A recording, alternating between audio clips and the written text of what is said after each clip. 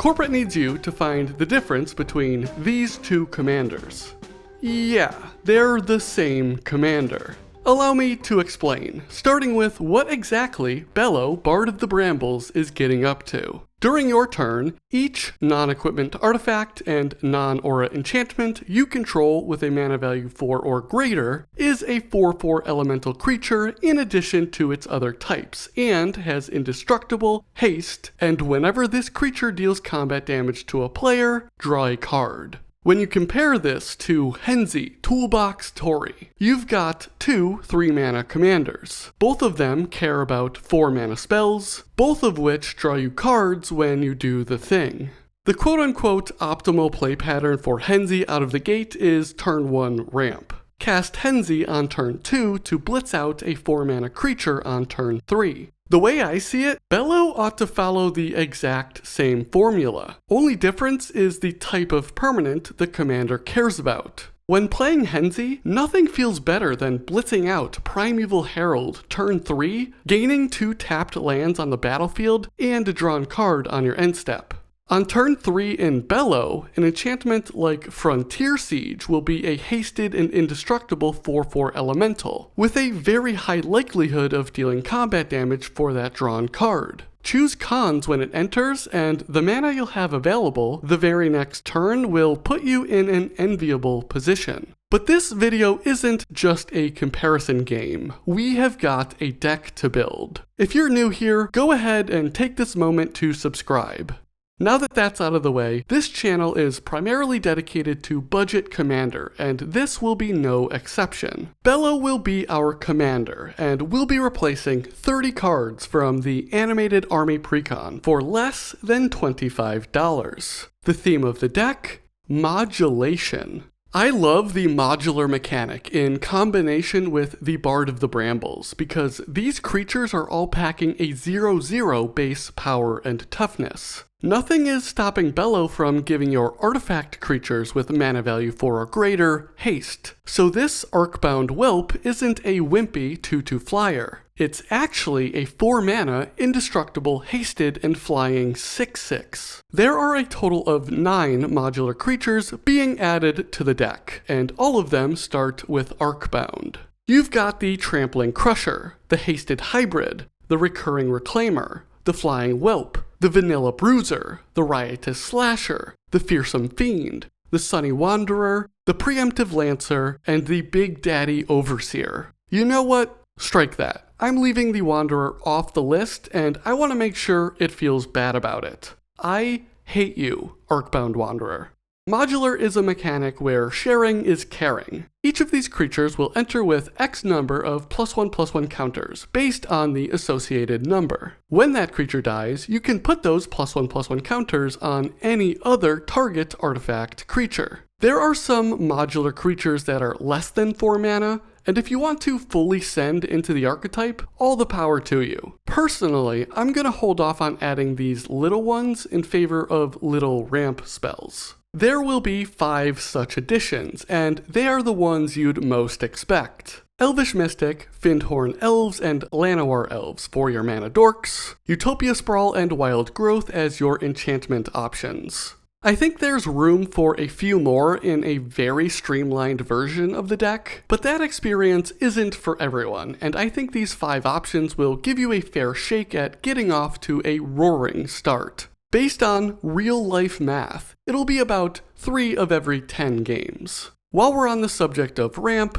I'm in the camp of 1-mana ramp or big ramp spells in this deck. It's already packing some of that action, but I want a couple more options. I already mentioned Frontier Siege. That for sure is getting added, but also Case of the Locked Hothouse. This lets you play an extra land every turn and grants you limited access to the top of your library when you reach a total of 7 lands. And just because we can, and also because it's an artifact creature, our favorite sad robot, Solemn Simulacrum, is getting in the action. Now that we've got the modulation and ramp covered, let's get into some of the heavy hitters. Threefold Thunderhawk and Hexavis as the final creature additions. Each has a 0 base power and toughness, entering with 3 and 6 +1/+1 counters, respectively. The Thunderhawk, when combined with Bello, will leave an army of 1/1 gnomes standing defense, while attacking with 7 power. Hexavis will be a 10/10 flyer with Bello, which is already solid. The real juice, though, is letting you pay a mana and a +1/+1 counter to give another target creature a flying counter. This has upside to win you the game with flying artifacts and enchantments. But at the very least, you'll be sitting pretty with a fist full of cards.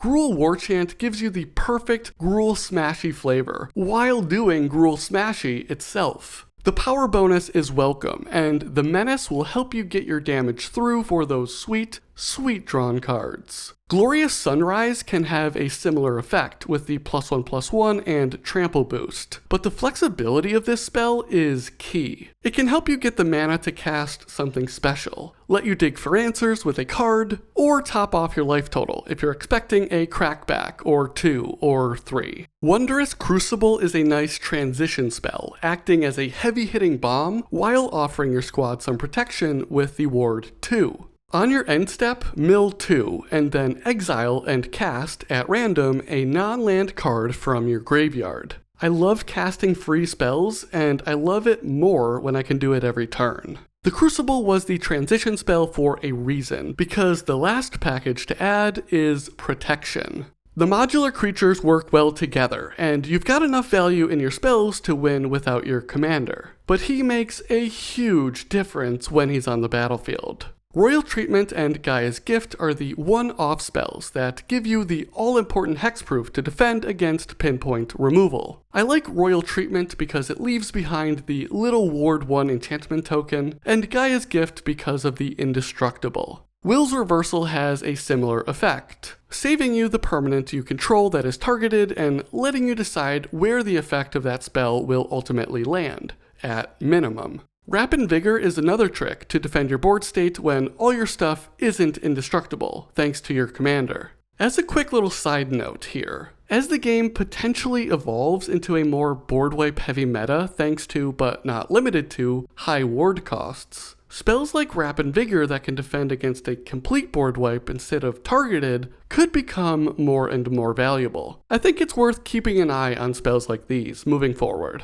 Aspect of the Mongoose is perhaps the strongest protection effect for Bello, granting its Shroud. There's no reason you ever need to target Bello, so that Shroud is only hurting your opponent's ability to interact. Plus the Mongoose returns to your hand if it ever goes to the graveyard from play. The last part of this package is Obscuring Haze. The first reason is that free spells can be massive swing moments in a commander game, and this fog effect, preventing all damage your opponent's creatures would deal to you, is no exception. The second reason is to formally express that you want to be aggro and then some when piloting this deck. You get all of Bello's bonuses on your turn only, and you need to be using that to your advantage to get your damage through, to draw your cards. The downside of that is your shields could be down for the crackback. That's why I like the Thunderhawk so much. Azeka's Chariot and Rolling Hamsphere are in the Precon and offer a similar effect. But going back, it's also why I like Obscuring Haze as an addition, to give you a little more freedom to run rampant. The final two additions here are to give you a little taste of a different strategy that you could run with. Vehicles. Horde Hauler and Recon Craft Theta. Horde Hauler is 3 into red and has trample, which is nice. It is a train though, so that makes sense. The best part is that when it connects with a player, you'll create a treasure token for each artifact that player controls. In most cases, you're probably getting a treasure, maybe 2, which is awesome, but the upside is oh so high. Recon Craft Theta may not be the best vehicle in a dedicated vehicle list, but combined with your modular creatures, that proliferate can go hard. You also create a little alien creature to hold down the fort. Okay, so that's 30 going in the deck, which means we gotta take 30 out. Let's go package by package, the first one being the lands package. Not necessarily landfall, but land stuff. Llanowar Loam Speaker, Sakura Tribe Elder, Burnished Heart, Lotus Cobra, Kodama of the East Tree, and Rampaging Baloths. The last 3 in particular are quality spells, and it's totally reasonable to keep them in. But the lands won't be falling like they will in other decks, where you now have the ability to slot these in. In a similar vein, revisiting the small or large ramp spells idea, these 2 and 3 mana spells are getting cut. Explore, Rampant Growth, Cultivate, Felwar Stone, Gruul Signet, Mind Stone, Talisman of Impulse, and Thought Vessel. The only ones I kept in were Arcane Signet and Farseek, because I love that art on Farseek. I just didn't have the heart to take it out.